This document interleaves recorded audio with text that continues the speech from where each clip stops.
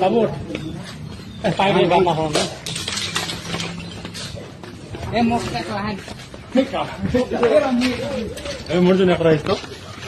ও এই যে করতে ভিড় ওটা ওই যা এই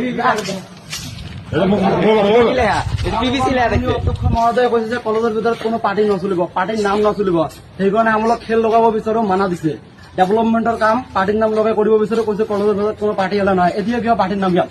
কিয় পাৰ্টিৰ নাম এতিয়া কলেজৰ ভিতৰত বাছে বাছ